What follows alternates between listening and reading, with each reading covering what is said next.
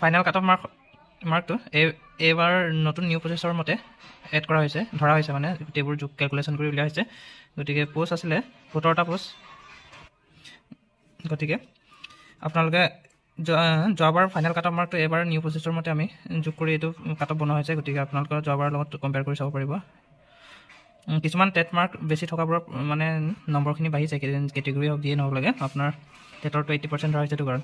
গতিকে 17টা S C পোষ্টৰ 17টা পোষ্টৰ against of cut off mark এইবছৰ নিউ প্ৰচেছৰ মতে যদি যোগ কৰা হয় তেতিয়া 56 আছিল final last cut off.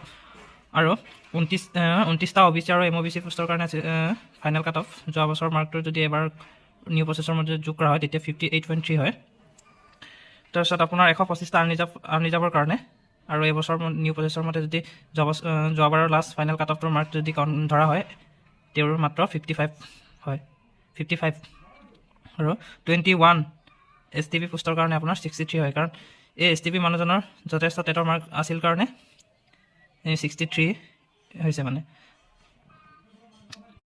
Dhubri ডিষ্ট্ৰিক্টৰ কেটেগৰী ৱাইজ আৰু কাট অফ ফাইনেল 64টা আনৰিজাৰ্ভৰ কাৰণে যোৱা বছৰ ফাইনেল কাট অফৰ মাৰ্কটো যদি এইবাৰৰ মতে যদি কাউণ্ট কৰা হয় আপোনাৰ last final cut off final মানুহজনৰ এইবাৰৰ মতে হয় 63.5 আৰু 26 পোষ্ট OBC MOBCৰ কাৰণে আপোনাৰ হৈ গৈ 54.3 আৰু 30টা STP পোষ্টৰ কাৰণে যোৱা বছৰ লাষ্ট ফাইনেল কাট অফ গৈছিল আপোনাৰ 55.8। এইবাৰৰ নিউ প্ৰচেছৰ মতে এড কৰিছোঁ দেই, আপোনালোকে সেইটো জানি ল'ব। আৰু 18টা পোষ্টৰ SCৰ কাৰণে আপোনাৰ 54। আপোনালোকে ডিফাৰেঞ্চবোৰ চাওক, যদিহে টেটৰ মাৰ্কটো বেছি হৈ থাকে তেতিয়া আপোনাৰ বহুত অকাপিছা হৈ যায়। সেই গতিকে আপোনালোকে যোৱাবাৰৰ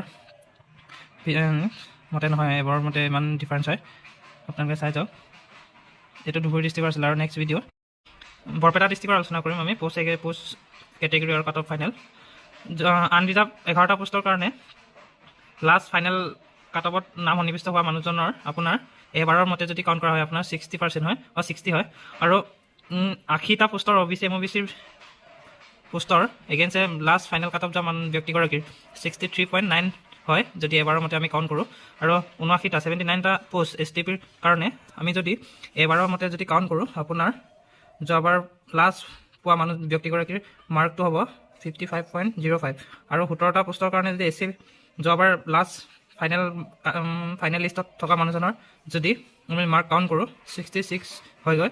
গতিকে যোনবোৰ ব্যক্তিৰ টেটত ভাল মাৰ্ক আছে তেওঁলোকৰ যথেষ্ট এবাৰ মাৰ্ক ইনক্ৰিজ হ'ব।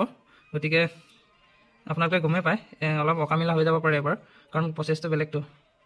আমি শোণিতপুৰ ডিষ্ট্ৰিক্টৰ যোৱাবাৰ লাষ্ট ফাইনেল মেৰিট লিষ্টত থকা কেটেগৰাইজ যদি মাৰ্কবোৰ চাওঁ এনেকুৱা ধৰণৰ হয়। 49টা আনৰিজাৰ্ভ পোষ্টৰ এগেইনষ্টত লাষ্ট ফাইনেল মেৰিট লিষ্টত অন্তৰ্ভুক্ত হোৱা ব্যক্তিগৰাকীৰ এইবছৰৰ মতে যদি আমি মাৰ্কটো কাউণ্ট কৰোঁ বা এড কৰোঁ যোগ কৰোঁ তেতিয়া আপোনাৰ হৈ গ'ল তেখেতৰ 58। যদি আৰু 17টা পোষ্টৰ OBC MOBCৰ যোৱা বছৰ লাষ্ট ফাইনেল মেৰিট লিষ্টত থকা ব্যক্তিগৰাকীৰ এইবছৰৰ মতে যদি তেখেতৰ মাৰ্কখিনি আমি যোগ কৰোঁ 54.23 হয়। আৰু 13টা পোষ্টৰ SCৰ যদি এইবছৰৰ মতে আমি কাউণ্ট কৰোঁ 58 হয়। আৰু 11টা পোষ্ট STPৰ যোৱা বছৰ লাষ্ট ফাইনেল মেৰিট লিষ্টত অন্তৰ্ভুক্ত হোৱা ব্যক্তিগৰাকীৰ যদি এবাৰৰ মতে আমি যদি মাৰ্কটো কাউণ্ট কৰোঁ তেখেতৰ মাৰ্ক হৈ গৈ 55। আপোনালোকে চাওক ডিফাৰেঞ্চবোৰ চাওক, যাৰ টেটৰ মাৰ্কখিনি ভাল হয় তেখেতৰ এবাৰ যে মাৰ্ক ইনক্ৰিজ হ'ব আৰু এবাৰৰ অকামিলা হোৱাৰ বহুতে চান্স আছে। ডিষ্ট্ৰিক্টৰ আপোনালোকে চাওক যোৱাবাৰৰ ফাইনেল মেৰিট লিষ্টত অন্তৰ্ভুক্ত হোৱা ব্যক্তিসকলৰ যদি এই বছৰৰ মতে যদি আমি মাৰ্কখিনি যদি কাউণ্ট কৰোঁ তেখেতসকলৰ মাৰ্কখিনি এনেকুৱা হয়, চাওক কিমান অকামিলা হৈ আছে। এজনৰ 71, OBCৰ 71 হৈছে, কাৰণ তেখেতে টেটত মাৰ্ক স্ক'ৰ কৰিছিলে 76% মাৰ্ক স্ক'ৰ কৰাৰ কাৰণে তেখেতৰ 71। আৰু লাষ্টত থকাৰ কাৰণটো হ'ল আপোনালোকে জানেই তেখেতৰ একাডেমিক মাৰ্কখিনি কম আছিল কাৰণে তেওঁ লাষ্ট মেৰিট লিষ্টত সোমাবলৈ সক্ষম হৈছিল। কিন্তু এইবছৰৰ মতে যদি আমি যদি ধৰা যায় তেতিয়া তেখেতৰ মাৰ্কখিনি একদম বহুত ওপৰত, কাৰণ টেটত 76% তেওঁ স্ক'ৰ কৰিছে। গতিকে আপোনালোকে চাওক নগাঁও ডিষ্ট্ৰিক্টৰ পোষ্ট এগেইনষ্টত বা কেটেগৰী ফাইনেল কাট অফ যোৱাবাৰৰ 59টা পোষ্ট আনৰিজাৰ্ভৰ লাষ্ট ফাইনেল কাট অফত থকা ব্যক্তিগৰাকীৰ এইবছৰৰ মতে যদি মাৰ্কটো যোগ কৰা হয় 60.86 হয়। তেখেতে টেটত মাৰ্ক স্ক'ৰ কৰিছিল 62.667%। আৰু 67টা পোষ্টত OBC MOBCৰ ফাইনেল মেৰিট লিষ্টত থকা লাষ্ট ব্যক্তিগৰাকীৰ মাৰ্ক হৈ গৈ 71.05। তেখেতৰ মাৰ্কখিনি চাওক আপোনালোকে কিমান ডিফাৰেঞ্চ এটা হৈছে। তেখেত যদি এইবছৰ মতে যদি দিয়া হয় তেখেতৰ মাৰ্কখিনি ওপৰতে থাকিলে হয়। আৰু 23টা পোষ্টৰ S C last final merit লিষ্টত থকা ব্যক্তিগৰাকীৰ এবছৰ মতে যদি মাৰ্কখিনি ধৰা যায় তেতিয়া 55.34 হয়। টেটৰ মাৰ্ক তেখেতৰ 56, বাকী একাডেমিকত যথেষ্ট ভাল আছিল কাৰণে তেখেতে সোমাইছিল। আৰু 15টা পোষ্টত STP হৈছিলগৈ 57.43। টেটত তেখেতে মাৰ্ক স্ক'ৰ কৰিলে 60%। এবছৰ মতে যদি তেখেত হোৱা হ'লে তেখেতৰ মাৰ্কখিনিও ওপৰত থাকিলে হয়, কাৰণ তেখেতৰ একাডেমিক মাৰ্কটোহে বেয়া আছিল, বাকী টেটৰ মাৰ্কটো 60% আছিল। এইখিনিয়ে ডিফাৰেঞ্চ। গতিকেলৈ আপোনালোকে কাটৰ মাৰ্কখিনি দেখিছে ডিফাৰেঞ্চটো কিমান। যোৱা নিযুক্তিৰ লগত যদি আমি লখিমপুৰ ডিষ্ট্ৰিক্টৰ এবছৰ যদি ফাইনেল কাট অফ মাৰ্ক যদি কম্পেয়াৰ কৰি চাওঁ, যোৱা বছৰ আপোনাৰ 125টা পোষ্টত এগেইনষ্টত আনৰিজাৰ্ভৰ ক্ষেত্ৰত লখিমপুৰ ডিষ্ট্ৰিক্ট হৈছিল 55। গতিকেলৈ এবাৰ 203টা পোষ্ট আছে। 203টা পোষ্টৰ এগেইনষ্টত এবাৰ 16 নিয়েৰেষ্ট যোনসকল 59 ওপৰত থকা প্ৰাৰ্থীসকলৰ এবাৰ নাম আহিবলৈ সক্ষম বুলি হ'ব, আৰু তেওঁলোক ছেফ জোনত আছে বুলি মই আশা কৰোঁ, যদিও এবাৰ নিউ প্ৰচেছৰ মতে মাৰ্কেট কৰিছে। গতিকেলৈ এছ টি পিসকলৰ যোনসকল প্ৰাৰ্থী 56+ আছে তেওঁলোকৰ নাম আহিবলৈ সক্ষম হ'ব লখিমপুৰ ডিষ্ট্ৰিক্টত। OBC MOBCৰ 58 আৰু SCৰ 57 তেনেকুৱা ধৰণৰ মাৰ্কখিনি এবাৰ লখিমপুৰ ডিষ্ট্ৰিক্টত আহিবলৈ সক্ষম হ'ব। গতিকেলৈ এইখিনি যদিও আপোনাৰ নিউ প্ৰচেছৰ মতে গৈছে, তথাপিতো মানে এবাৰ এইখিনি মাৰ্কে আপোনাৰ আহিবলৈ সক্ষম হ'ব বুলি ভাবোঁ।